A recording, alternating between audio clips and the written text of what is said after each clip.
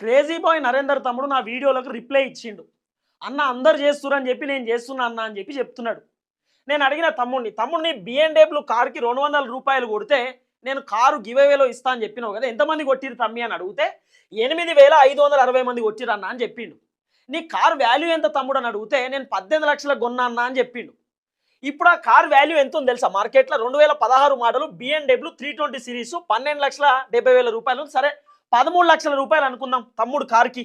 ఒకసారి క్యాలిక్యులేషన్ చేసుకోర్రి.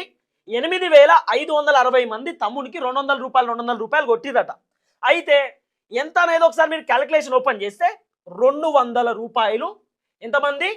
8,560 మంది. 8,560 మంది కొడితే ఎన్ని పైసలు అవుతున్నాయి? 17,12,000 అవుతున్నాయి. దీంట్లోకి వెళ్ళి ఆ తమ్ముడు కార్కి ఒక 13 లక్షల రూపాయలు వేసుకుందాం.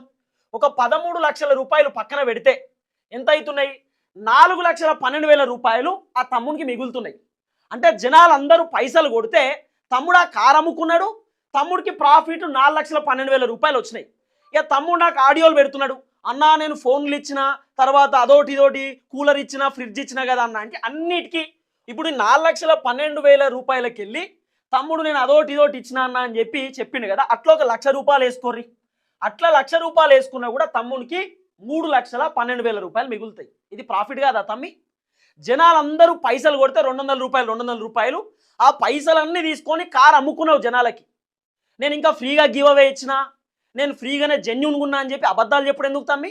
ఇంకా తమ్ముడు చెప్తున్నా అందరు చేస్తే నేను చేసిన అన్న నాకు తెలియదు అని చెప్తున్నాడు. అందరి గురించి వీడియోలు చేస్తా, అందరు బాగోతాలు బయట పెడతా.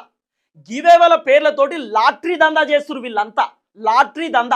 లాటరీ టికెట్లు పెట్టి జనాల దగ్గర నుండి డబ్బులు వసూలు చేస్తున్నారు. అందరి పైన ఈడీ కంప్లైంట్ ఇస్తా. ఇది మనీ లాండరింగ్ కిందికి వస్తుంది. జనాలను మోసం చేస్తున్నారు. అన్ని బయట పెడతా. చాలా మంది నాకు మెసేజ్లు పెడుతున్నారు క్రేజీ బాయ్ నరేందర్ తమ్ముడు గురించి. చాలా మంది మాకు రిప్లై ఇస్తలేడన్న, కూపన్లు పంపిస్తలేడు, ఫోన్ చేస్తే స్విచ్ ఆఫ్ వస్తుంది, మెసేజ్ చేస్తే రిప్లై లేదని చెప్పి రకరకాలుగా అందరు నాకు ఇన్స్టాగ్రామ్లో మెసేజ్ చేస్తున్నారు. ఇంకెవరైనా తమ్ముడి బాధితులు ఉంటే నాకు మెసేజ్ చేయరు ఇన్స్టాగ్రామ్లో, అన్నిటికీ నేను రిప్లై ఇస్తా. ఇక తమ్ముడు నాకు ఇచ్చినటువంటి రిప్లైలు కూడా చూడుర్రి. తమ్ముడు పెట్టిన రిప్లైలు ఆడియోలు పెడుతున్నాడు. అన్న నేను కూడా అన్ని ఎవిడెన్స్ ఉన్నాయి, నేను కూడా అన్ని వీడియోలు చేస్తానంటే చేయి తమ్మి అని అంటున్నా. నీ దగ్గర ఎవిడెన్స్ ఉంటే నువ్వు కూడా వీడియోలు చేయి, తప్పేం లేదు. నేనైతే అడుగుతున్నటువంటి ప్రశ్నకి నువ్వు సమాధానం చెప్పు అంతే. నీ కారు వాల్యూ ఎంత, నీకు వచ్చినటువంటి పైసలు ఎంత?